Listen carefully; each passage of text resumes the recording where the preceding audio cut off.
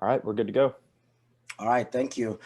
Welcome back, everybody. You got to see me 3 out of the last 6 interviews. We're going to finish our day with none other than Triple C, Henry Cejudo, Olympic gold medalist, 2-division UFC champion, greatest combat athlete of all time. Henry, thank you so much for taking the time out to be here to help the leaders in our wrestling community that built both you and I. Oh, of course, man. I'm excited, man. I'm excited to share the knowledge of what the sport, the experiences have given me. So you guys feel free, man. Ask away. The king of cringe is here. That's right. That's right. So, Henry, I want to start off with, before you were Triple C, I had met you back at the Olympic Training Center a handful of years ago in 2017. You were out there training, and we had a conversation, and you talked about how you believe there were 4 things to build an athlete, and that was heart, ability, will, and skill. So my question, do you still believe those are the 4 components to being a champion? And if not, how has that changed as you've progressed in your career? No, I personally think it's the 2 things, Mike, that has made me successful.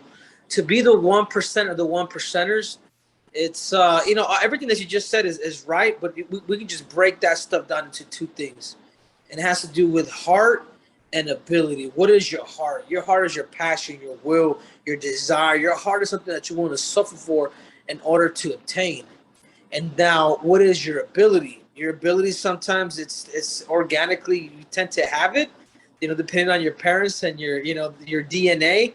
But also, you can learn and have ability through hours and hours of wrapping something over time when you become a master at it.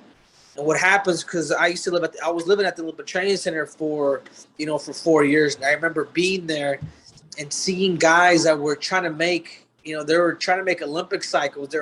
They have already done 3 to 4 Olympic cycles. Not even lying, dude.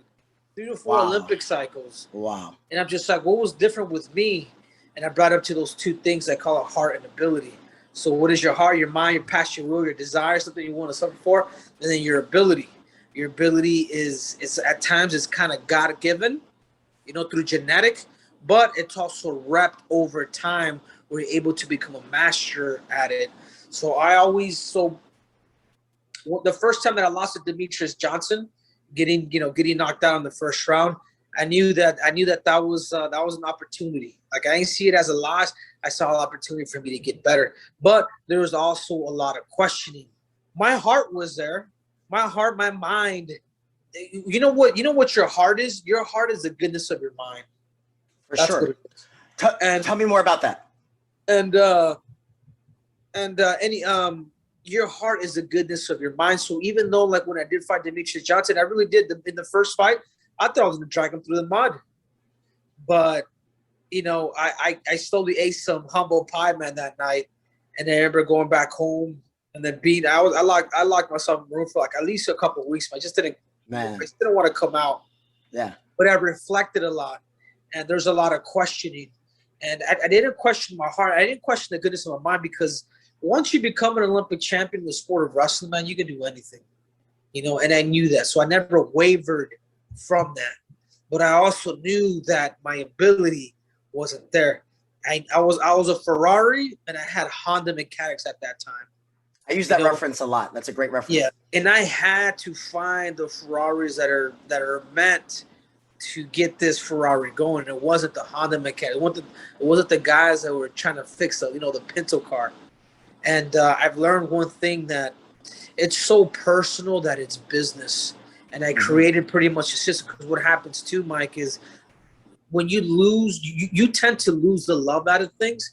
But when you tend to lose the love out of wrestling or fighting, what I did is I turned it into a business.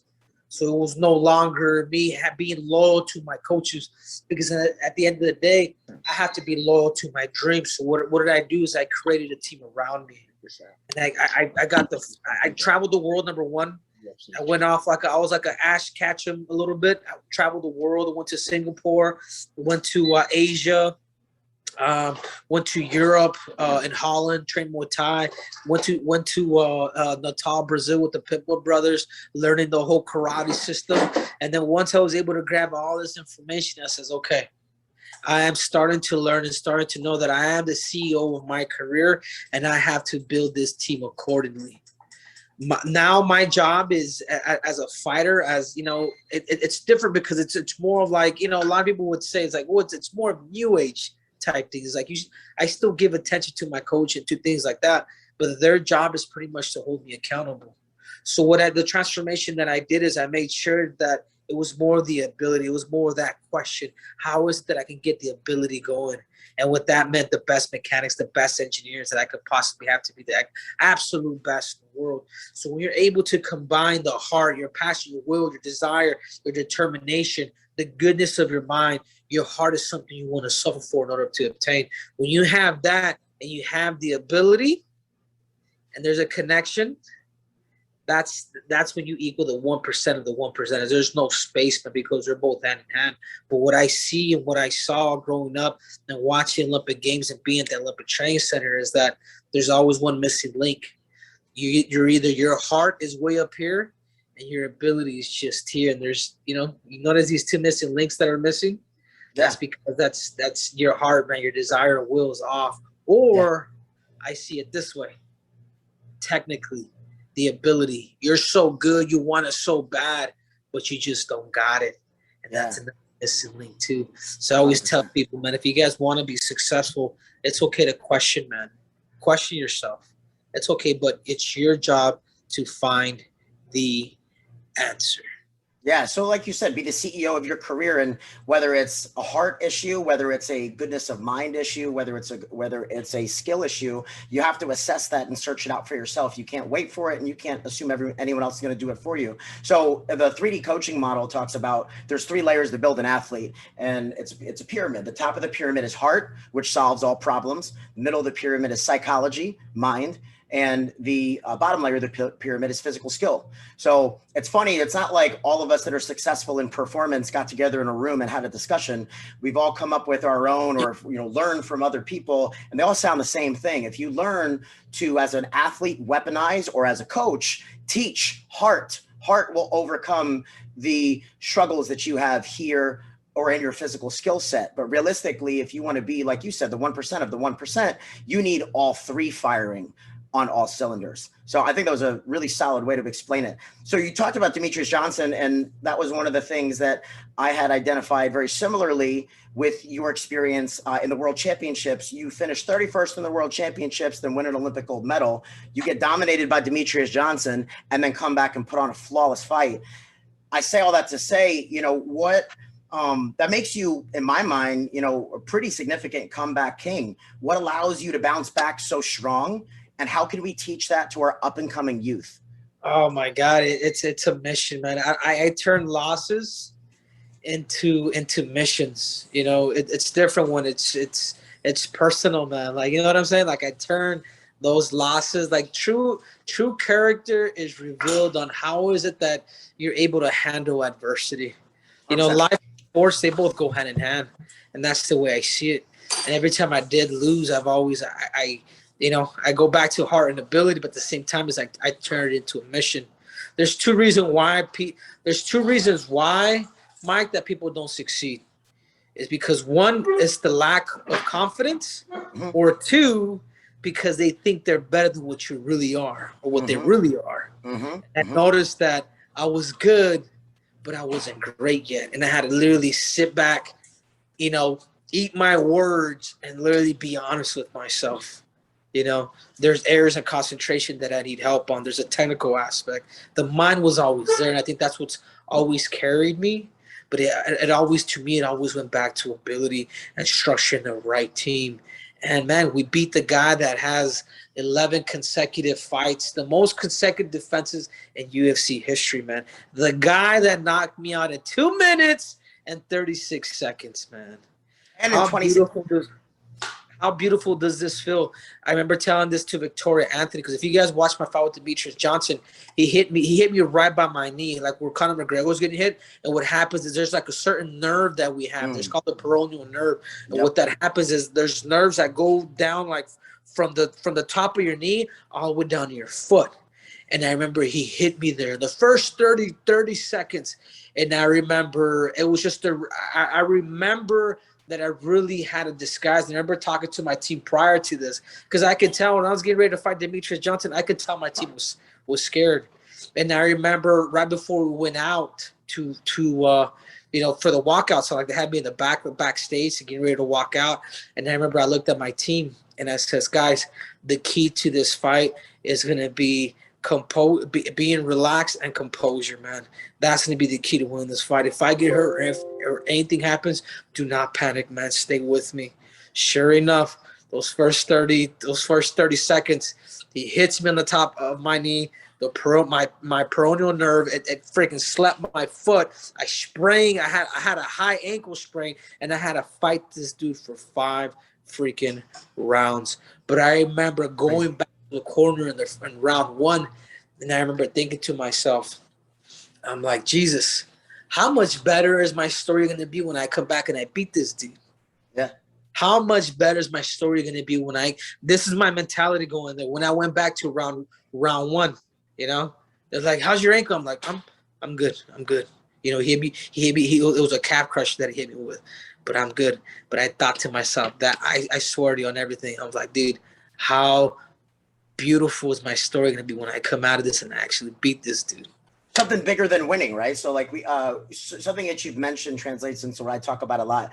And I'll go back to a Friedrich Nietzsche quote. He says, when a man knows his why, he's willing to suffer through any how. So for you, when you talk about your heart or the reasons you do it, it wasn't connected to winning the belt. It was connected to the story. Like in that moment, it was connected to the story that you're going to tell when this is all over. And your love to be the best, your love of combat sports, it was connected. Your heart was such a motivating force that it overcame the physical struggles that you had in the fight. It overcame any moments of doubt that you could have had. So I say all that to say, I was just on with John Strittmatter, coach of Young Guns, and we were all saying the same thing. The number one thing that we need to coach in the next 25 years is heart being courage, vulnerability, love or passion, whether it be for sport or love of the team, whatever it may be. But, coaches that are listening, this is another clear-cut example. If you've been tuning in all day, when you know your why, when your heart is strong, your mind and your body will follow. So that's the most important thing that we could weaponize, for sure. Of course, man. And a lot of what happened with my MMA career, I give it all thanks to the sport of wrestling, man. Like, I really do. You want the crowd or no crowd, or what's up? I love it. I credit the sport of wrestling. The reason why is because in the year of 2007, I felt so good, man. Like I was ready to become a world champion. And maybe a lot of people don't actually know this, but I actually have a win against Bisa Kudakov. I had a win against him. I had a win against Andy Moreno, who took third at the World Championships that year. But that year, 2007, I literally, my first round, I lost to the Iranian, and I didn't even score a damn point. But I remember feeling this like disappointment, this sadness, man, that it was so miserable.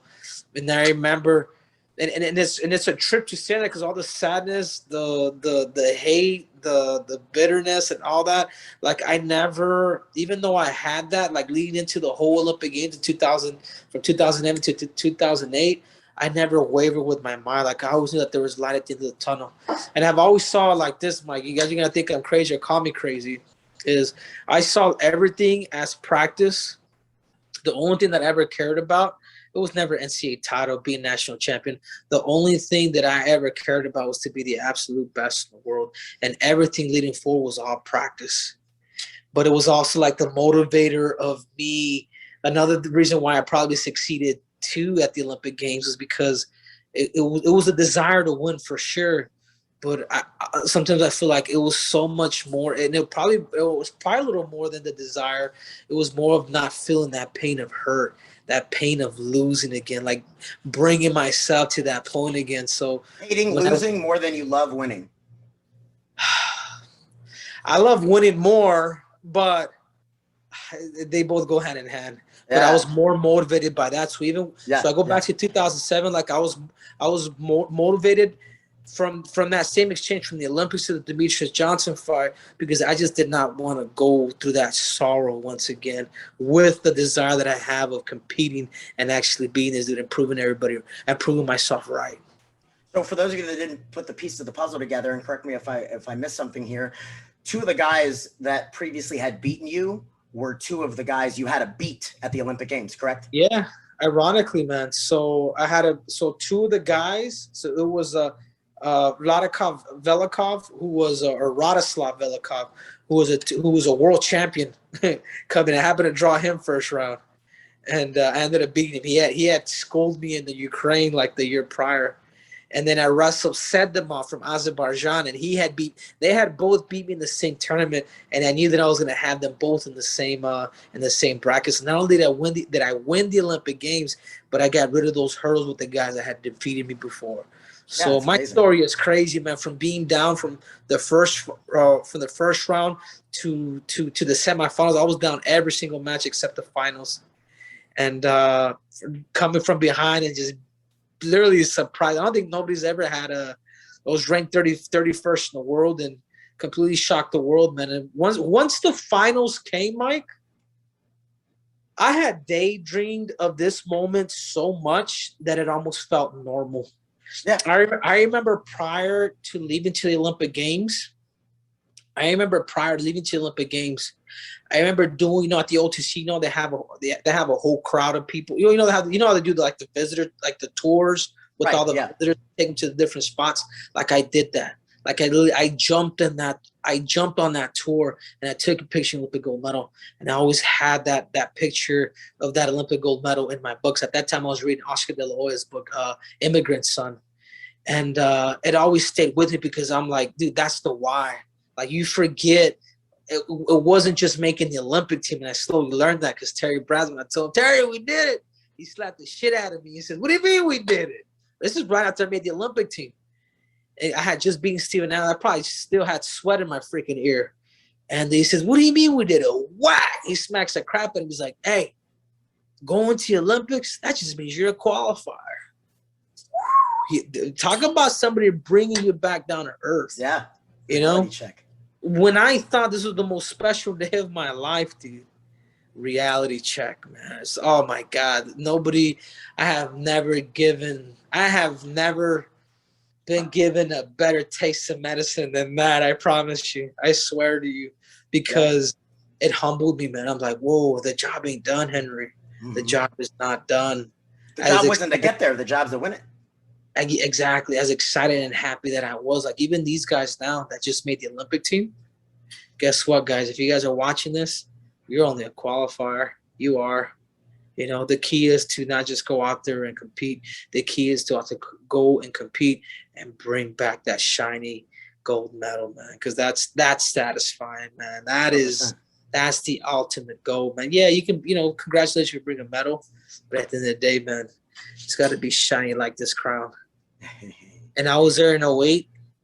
And I saw everybody from my Olympic team leave with their freaking heads down. All the way from Steve Mako, Cormier, Ben Ashman, like the whole Olympic team, dude. And they can tell, it's like, man, it wasn't as cool as I thought it was going to be.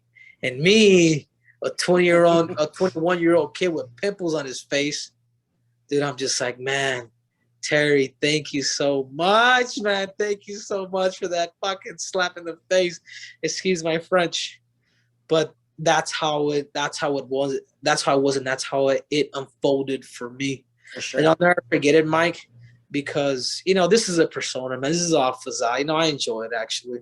I really do. But deep down inside, I'm a genius, man. Deep down inside, I'm a competitor. I go out there and I'll find a way to win. I'll find a way to beat you. I don't care who you are or what you've done. 100%. And I remember, man, sleeping with my Olympic gold medal and having the air conditioning hit me because it actually woke me up from being so cold on my chest. Dude, the best feeling in the world. I don't even think I slept because I was just like, man, I am an Olympic champion. Absolutely. So you say wrestling built you. You owe everything to wrestling. A lot of us that have been through the sport understand that. I get the opportunity to work with a lot of fighters now and travel around the country and even coaching locally a lot of fighters, teaching them how to wrestle, because I run my own club. It's statistically, hands down, more UFC champions than anybody else has wrestled. The numbers aren't even close to any other martial art. We all know the value of wrestling in mixed martial arts and even in grappling, but it's so hard to get fighters to consistently wrestle. So we all know why, right? They don't like doing things they're not good at. It's very hard, not a quick return on the investment. How do we encourage, if statistics aren't enough, and hearing people say you got to wrestle all the time isn't enough, how do we bridge the gap as coaches across the country to get our fighters to want to wrestle more? Your fighters, if they don't wrestle, that's on them. You know what I'm saying? Numbers don't lie. From John Jones to Demetrius Johnson to Triple C to even a guy like George St. Pierre, there's something that the sport teaches you, and it teaches you. It's what the sport gives you, man. And not necessarily do you have to wrestle in your fights, but what the sport teaches you are the greatest lessons. 100%. That's the problem, is people think it's about takedowns, and it's not about takedowns. It's everyone will simultaneously say it's what wrestling taught me. It wasn't how to take somebody down. It's the preparation of war, man. Like fighting, like this stuff right here, this is fun. This stuff right here, winning the Olympic Games, man, that is the real deal. That I'm just like, God, man, Jesus, man. You know, it's hard, man. It's so much more competitive than wrestling. Like the sport is the oldest sport in the world. It's so much more mature, and it's so much more competitive. Anybody can win a belt, really. And I mean that. And I hate on nobody. Anybody can win a belt. Not everybody can win one of these, man. Like it takes a special. Yeah, you're right. Do it. You're right. And we're part of, and I'm just happy to say that I'm part of the most prestigious clubs. For sure. Like, look at all my accolades: UFC champ, Olympic champ, and really, this belt is actually number 3 on my list. It really is. Mm-hmm. Being Olympic champ is number 1. Being the youngest to ever be inducted into the Hall of Fame is number 2. It's so special, man. And then winning my belt and then winning my second one, but it trickles down like that. Yeah, 100%. And I mean right. that. I mean 100%. That. I mean that because it's almost like, man, you're gonna put me in the likes of John Smith, the likes of Kevin Jackson. Like I'm in that, and I happen to be the youngest to ever do it. Man, put a bullet in me, man. I'm ready to die. Absolutely. So something that I noticed you say is, you said earlier, you used the word opportunity to discuss when you lost. There was an opportunity to get better. Right? Well, what I found the more that I've traveled, and especially studying and spending a lot of studying Penn State and spending a lot of time with the Sanderson family, they believe the mental edge of that team is and will continue to be gratitude. And people think of gratitude as just being thankful and realistically gratitude is seeing everything as an opportunity. So practice is an opportunity to get better. Drilling is an opportunity to get my moves ready for live. Competition is an opportunity to test my skills and my game plan that I've been working on. Opportunity oriented is really what it comes down to. So I say that to say, how do you feel like gratitude and seeing things as opportunity has helped shape your career over the years? I think gratitude is the best emotion that a human could have, actually. Even more so than love. You know why? Because it lasts longer. Gratitude is just being thankful, man. Love, you can be in love and then you can fall out of love, and then somebody can stab you in the back, or you know what I'm saying? Mm-hmm. It's like love is the most beautiful, but it doesn't have the duration like gratitude does, and that's the difference. So I'm not surprised, man, the reason why Kel's like that, because he allows people to get better and to actually have fun with the sport. And this is why I kind of came up with this system. And I don't even know if you've seen it, Mike, but you should check it out because it's what's made me successful. I call it the art of war. I think I might change the name here, though, because everybody puts it with the book. But how is it that I connect? How is it that I connect the mind, body, and science? How is it that I calculate like my training? I got my 5 senses, what I call attack, counterattack, anticipate, feel, and take risk. Attack, counterattack, anticipate, feel, and take risk. And how at times, depending on who you're fighting or who you're wrestling, you're gonna have to take risk, or you're gonna have to counterattack a better attacker than you. You know what I'm saying? So while I add the science, while I add like the body, how I'm competing, how I'm only really peaking for 2 days in wrestling, and the rest is all me learning. So essentially, what I'm doing is I'm doing 2 mini camps in 1 week, all set to the same goal. You know what I'm saying? Like, Yeah. it's not 100% cringe, only 99. Well, it's funny, like I get to work with guys like James Gallagher. He likes to talk a lot. I was just wrestling with Kevin Holland yesterday. Likes to talk a lot. You like to talk a lot. You know what? Ultimately, when you get you guys behind a closed door, the most humble, like I want to learn, like Yeah, but Mike, humble can I knowledge tell you for something, Henry. Mike? Yeah. But I back it up. Hey, yeah, you do. That's the difference, man. And I back Yeah. it up, and I do it in style, man. You do. That's why you're the only one that can carry around a crown and a scepter like you can, man. Damn. So I say all that to say is that, like, like you said, it's a lot of it's a persona, and behind closed doors, what maybe a lot of people don't know is you spend a lot of time in Phoenix, where you live, at a school that your brother and Eric Larkin started called Valiant College Prep, and it's a very special place, and I'm very fortunate to get to be their mindset coach and see how this has grown. So I say all that to say is that, you are still very much training as an athlete, but you're getting to spend a lot of time coaching these young kids in Arizona around a bunch of other great people in the sport. Talk to me about what's been going on at Valiant and why it's so special and how you're involved.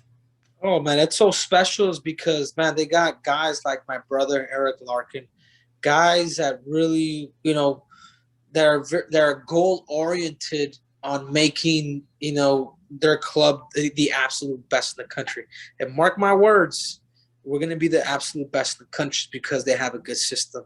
They got good coaches. The kids trust the coaches. The coaches trust the kids, and it's about dissecting. It's about leadership, and it's bringing in guys like you, the edge, where these guys eat, sleep, and crap nothing but wrestling. Guys that are extremely dedicated with like-minded, and I go in there. I'm part of it, but I'm not the key to it.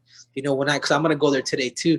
I go in there and I'm doing exactly what you're doing, Mike. I'm humbling these kids. I'm telling them, hey, dude, wake up, man. You know what I'm saying? Like giving advice, being an example, like just being there, like being that presence for them, because I've been there and I've done that, and it's special just because like all these guys are pushing the same car. We're typically like nobody when everybody is pushing the same car, Mike, it's a game changer. Man. It's a game changer. And I try to find the edge in everything that I do. And Valiant right now, they find the edge in everything that they're doing, bro. They have. It's so ridiculous, man, that the level that these kids are becoming, because a lot of it, I'm going to have to give credit to my brother Angel, the technical side, because he's an amazing coach. He's a professor. He studies the Cubans. He studies the Russians. He studies the Americans. I mean, this guy might as well should have a PhD in wrestling. And when you have somebody that has a PhD in wrestling and you find the ability, all that stuff is going to manifest. You guys will see at Fargo. You guys will see how these kids perform. We talk about when the why is strong, you figure out how.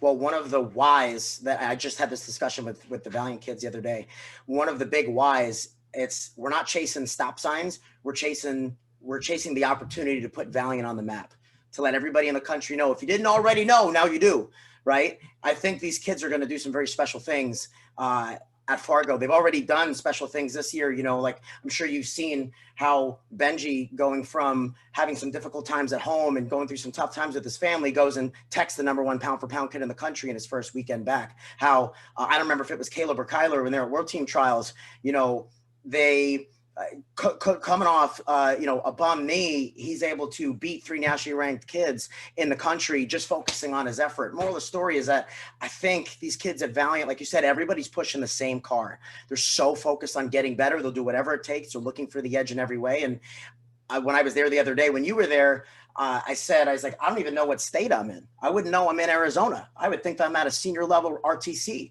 by the way you train, by the attitude and focus that you guys have, and by the quality of coaches that are all around you. It's unbelievable. So, Henry, as we get ready to wrap up today, I wanted to say thank you again, not just for spending your time here today, but, making your time at Valiant a priority. Obviously, I know that's important to your brother, but for the sport of wrestling, what Valiant's doing, I think, is really going to change the game, and you're a big part of that. So, you know, as one of their coaches as well, it means a lot to them, and it means a lot to me. And also, you know, obviously, thank you what you've done for the sport of wrestling, and in MMA and in the sport of wrestling, you've really given us such a great blueprint of how to be successful. And you know, all of us that have been built by the sport as well, you know, we feel like we owe it back to it to give back, and really appreciate you giving back today at our clinic and to those kids on a regular basis at Valiant. Thank you so much for being here today.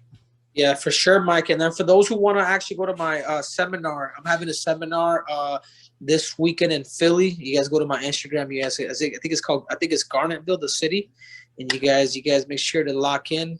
You know, learn from the best, Max. I'm not only am I going to teach you techniques, but more importantly, I'm going to inspire you guys. So, yeah, Henry's there, AJ Ferrari's there, Marky Hall is there. It's a great opportunity. We posted it on our Instagram as well. Make sure that you're there to tune in person. Henry, Triple C, my man, it's been great catching up with you, and I look forward to seeing you. Are you going to be at Fargo? No, I'm not. Are you going to be in Vegas this weekend? No, I'm not. I'm going to be in Philly.